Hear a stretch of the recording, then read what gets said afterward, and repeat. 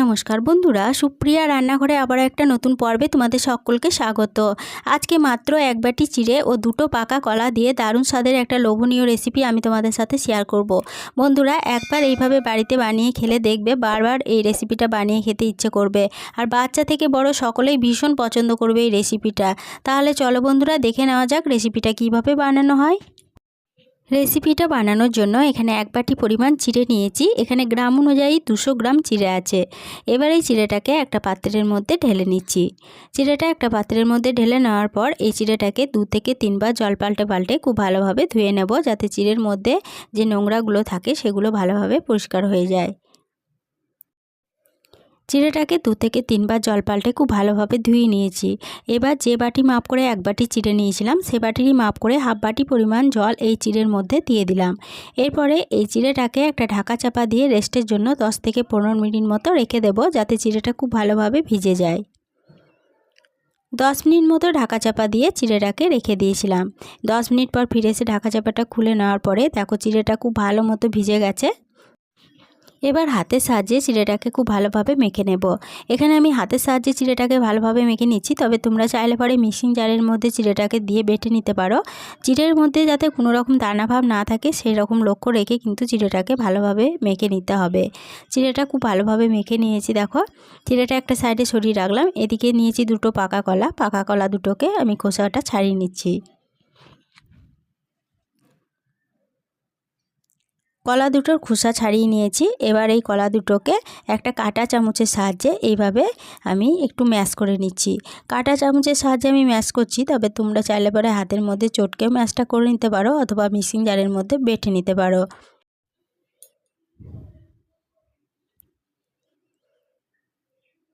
একটা কাঁটা চামচের সাহায্যে কলা দুটোকে খুব ভালোভাবে ম্যাশ করে নিয়েছি। এবার এই ম্যাশ করে রাখা কলা একটা সাইডে সরিয়ে রাখছি।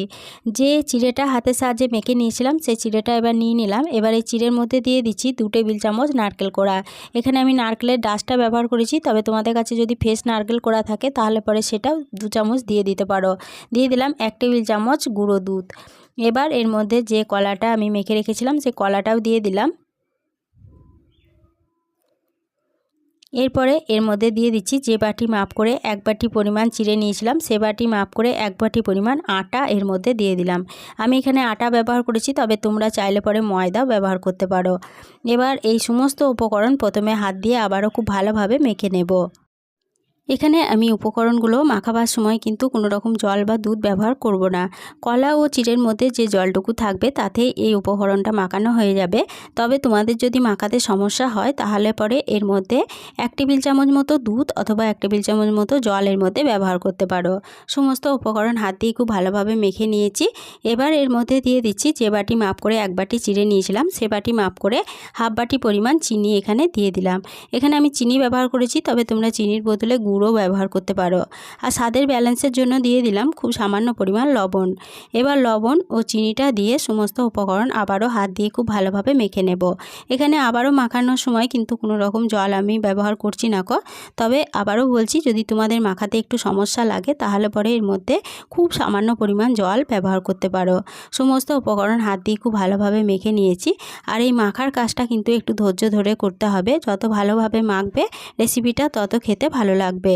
সমস্ত উপকরণ আবারও মেখে নিয়েছি। এবার এটাকে রেস্টের জন্য ঢাকা দিয়ে রেখে দিচ্ছি 10 থেকে 15 মিনিট মতো, যাতে সমস্ত উপকরণ ভালোভাবে সেট হয়ে যায়। 10 মিনিট মতো ঢাকা দিয়ে রেখে দিয়েছিলাম। 10 মিনিট পর ঢাকা চাপাটা খুলে নিলাম। দেখো সমস্ত উপকরণ খুব ভালোভাবে সেট হয়ে গেছে। এবার আবারও এটাকে খুব ভালোভাবে একবার মেখে নিচ্ছি।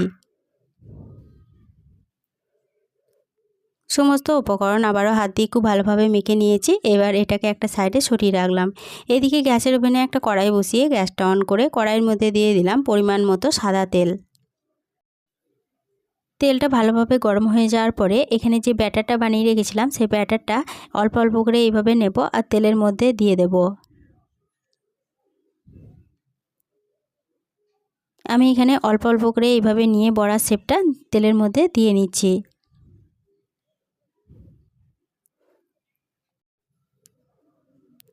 প্রথম ব্যাচে আমি এখানে 10টা বড়ার শেপ তেলের মধ্যে দিয়ে দিলাম। এবার গ্যাসের সিমটা লো টু মিডিয়ামে রেখে বড়াগুলোকে তেলের মধ্যে ভেজে নেব। বেশ কিছুক্ষণ অপেক্ষা করার পর এক পিঠ যখন ভাজা হয়ে গেছে তখন এইভাবে উল্টে দিচ্ছি। অপর পিঠটা এভাবে উল্টে দিলাম আর এইভাবেই উল্টে পাল্টে বড়াগুলোকে তেলের মধ্যে ভেজে নেব।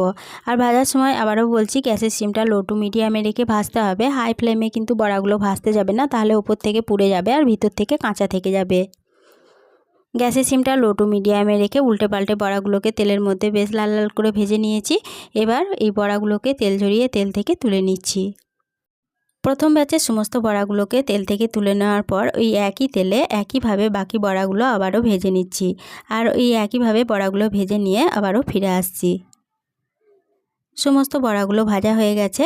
আর বড়াগুলো কতটা লোভনীয় হয়েছে একটা তোমাদেরকে ভেঙে আমি দেখিয়ে দিচ্ছি। দেখো, আশা করি দেখেই বুঝতে পারছো বড়াটা কতটা লোভনীয় হয়েছে। এই কলার বড়ার রেসিপিটা যদি তোমাদের দেখে ভালো লেগে থাকে তাহলে পরে ছোট্ট একটা লাইক দিয়ে এরকম নতুন নতুন রেসিপি পেতে প্লিজ আমার চ্যানেলটা সাবস্ক্রাইব করে আমার পাশে থেকো। বন্ধু বান্ধব সকলের সাথে শেয়ার করে দিতে ভুলো না প্লিজ। আজকে রেসিপিটা কীরকম লাগলো কমেন্ট করে জানাতে ভুলো না। আজকে এই পর্যন্তই ছিল, ফিরে আসবো আবার নতুন কোনো রেসিপি নিয়ে।